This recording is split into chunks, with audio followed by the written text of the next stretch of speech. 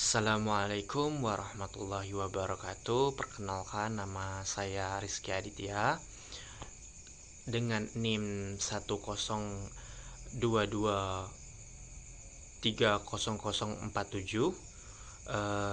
Saya berasal dari Hukum Pidana Islam kelas 3B dengan dosen pengampu Bapak Muhammad Aiman SHMH. Baik, di sini saya akan sedikit menjelaskan tentang hukum tanah adat Melayu.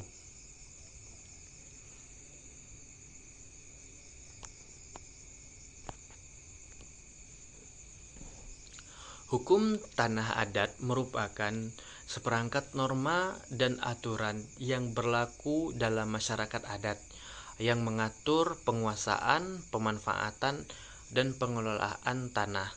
Dalam konteks Melayu, hukum ini mencerminkan kearifan lokal yang telah berkembang selama berabad-abad dan menjadi bagian integral dari kehidupan masyarakat. Tanah dalam budaya Melayu tidak hanya dipandang sebagai sumber ekonomi, tetapi juga memiliki makna sosial dan spiritual. Tanah dianggap sebagai warisan nenek moyang yang harus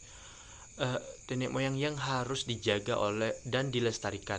Oleh karena itu, hukum tanah adat memiliki nilai moral yang tinggi dalam masyarakat Melayu. Sejarah hukum tanah adat di wilayah Melayu dapat ditelusuri hingga zaman kerajaan-kerajaan kuno.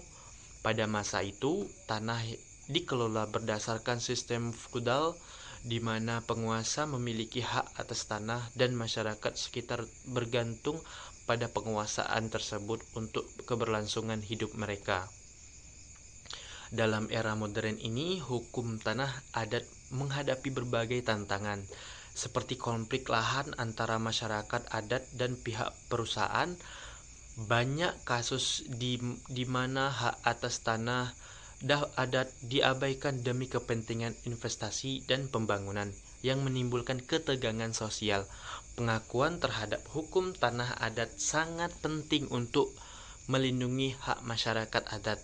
Tanpa adanya pengakuan hukum yang jelas, masyarakat adat rentan terhadap penggusuran dan kehilangan hak atas tanah yang telah mereka kelola selama bertahun-tahun. Hukum tanah adat juga berkontribusi pada pembangunan berkelanjutan.